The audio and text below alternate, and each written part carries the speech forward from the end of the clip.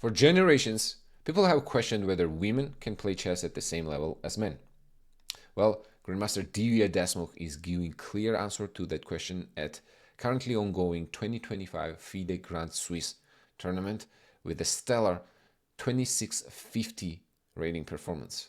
To give you context, 2700 is Super Grandmaster level, right? So very impressive. And in this video, I want to show you round 4 versus Grandmaster Amin Bassem, who formerly been 2700 and a very strong player. Divya recently won FIDE World Cup among women that qualified her for the candidate spot. So she doesn't need to qualify from this tournament. Therefore, plays among men. So far, she's had very fun games, 2 draws and 1 loss in the first round. And in the 4th round, let's see how the game went, and you be the judge to my original question. Amin starts with e4. By the way, many times African champion and #1 player from Egypt for a long time. Divya goes for the Sicilian defense, c5, knight f3, knight to c6, bishop goes to b5, the Rossolimo. Divya says, if you're not gonna take the center with d5, I will. Pawn to e5. Now the point of this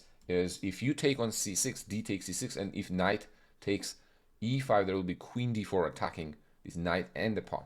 So technically, white does not win the pawn here.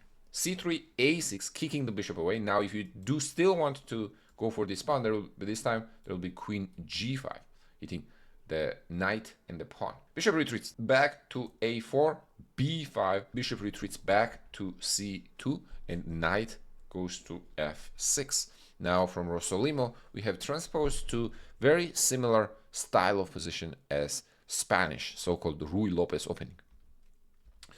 Short castle, bishop e7, d4, d6, and basically we have Ruy Lopez, Spanish opening. Pawn to b3, short castle h3, bishop d7, bishop e3, and knight to e8. So what has happened here after d5, knight was kicked to a5? White has a little bit of space in the center due to this d5 pawn. Now, what does black want to do? Black tries to retreat the knight, I assume with the potential of playing maybe f5 down the line. Knight bd2, knight retreats back to b7, guessing white's next move, which would be pawn to b4 to attack that knight. So this is the prophylactic measure against that move. Pawn to b4, takes on b4, c takes b4, and here goes g6. Black is trying to create some counterplay of her own. Here, the point is g6 preparing f5 to capture back with the g pawn. Right now, if you play immediately f5 after ef5, bishop f5, usually in King's Indian positions are very characteristic for the King's Indian, this type of center here, but it applies to other openings as well. White is happy to get the control of the e4 square. Okay, that is going to be the key, and is going to give white a big advantage. Therefore, Divya tries to prepare f5 so she can capture it back with the pawn. Pawn goes to a4, here comes f5, and after ef, g, f5, black already has hopes for some counterplay here. These pawns can get going on the next moves. White plays a5. Idea is to give b6 square to the bishop. Apparently, computer does not like this. Computer says that you can play maybe bishop h6 or rook e1 is the first suggestion. Isn't this guy trapped? Apparently bishop d4. Oh, wow. And if you take e d4, knight takes d4. The idea of some, I'm assuming queen h5, knight e6. Apparently this is good for white, but definitely not easy to spot this bishop d4 move. So Amin Bassem goes a5, bishop f6, and moves rook to the 3rd rank here. So it can be used on the king side. King slides on the h file here to vacate g8 square for the rook, rook e1, and knight to g7. Right now, knight wants to get back in the game here, whether that is going to be f4, knight f5, or knight h5, knight f4 down the line, we will see. Knight retreats back to f1, and the last piece here that was not participating into the game was this rook, and gets on the open file in case there is some action there. Okay, knight is also not participating, but there's not much black can do about that knight at the moment. So knight goes to g3. Keep in mind on f4 there is going to be bishop b6 with the tempo on the queen, so that is not f-work. So black steps away with queen e8, and now Amin changes his mind. Instead of parking that bishop on b6, he goes for the g7 knight, bishop to h6. Idea is now to weaken this f5 pawn. Okay, queen goes to f7. Apparently, instead of that, queen d2 still would give white an advantage, but slight advantage. But I still like, honestly, here black's prospects. Maybe like queen g6. Bishop goes to h6, queen f7, knight to g5. Now, what is the point? I think this knight wants to get to e6. So Divya decides to get rid of that knight with bishop g5, which apparently is not the best.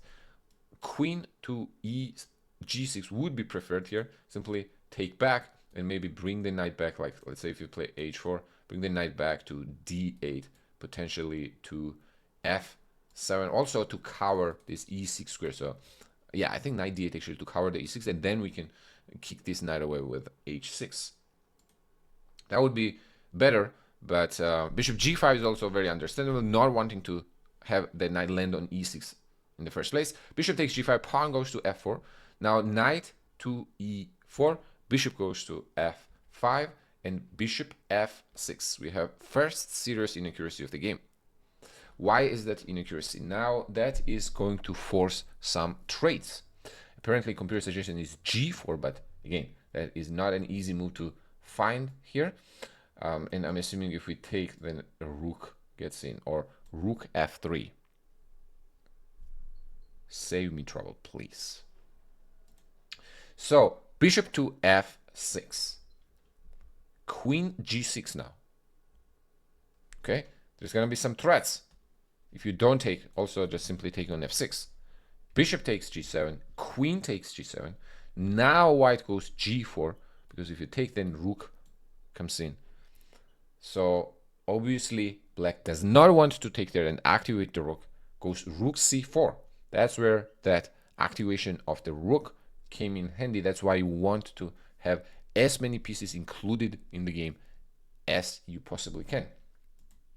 King sidesteps on h2, bishop retreats back to g6, rook c3, and now black is in full control.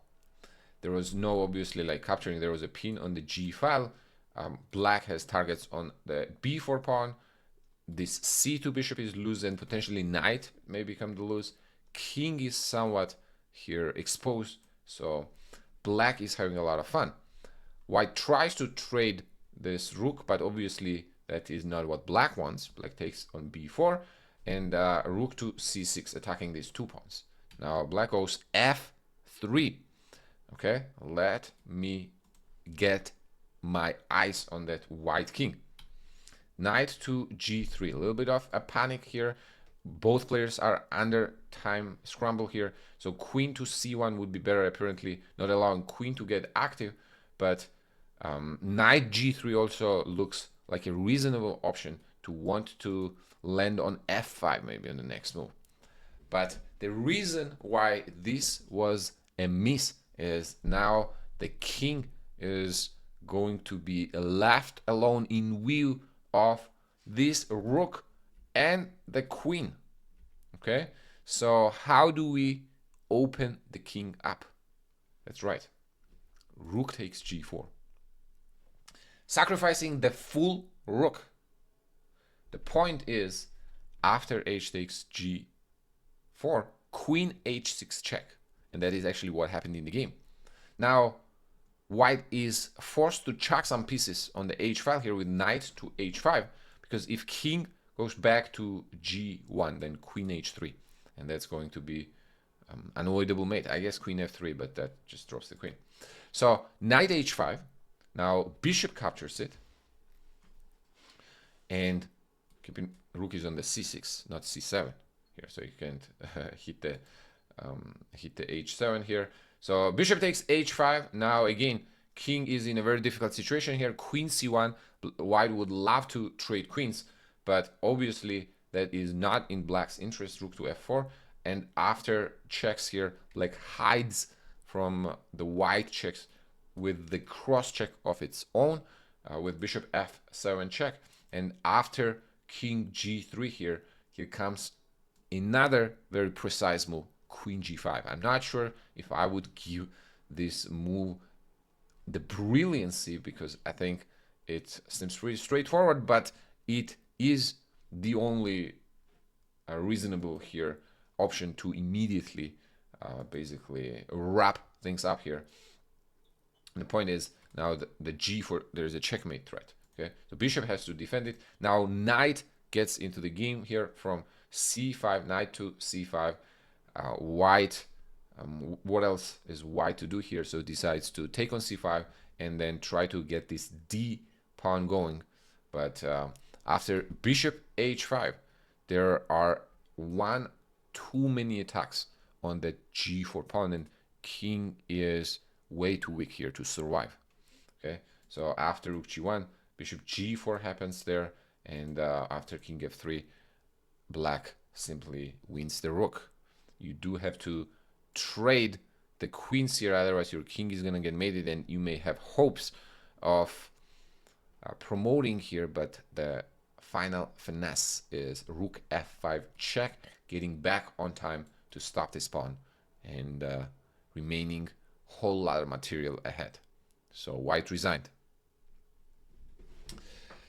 Great game by Divya. I hope this answers my original question.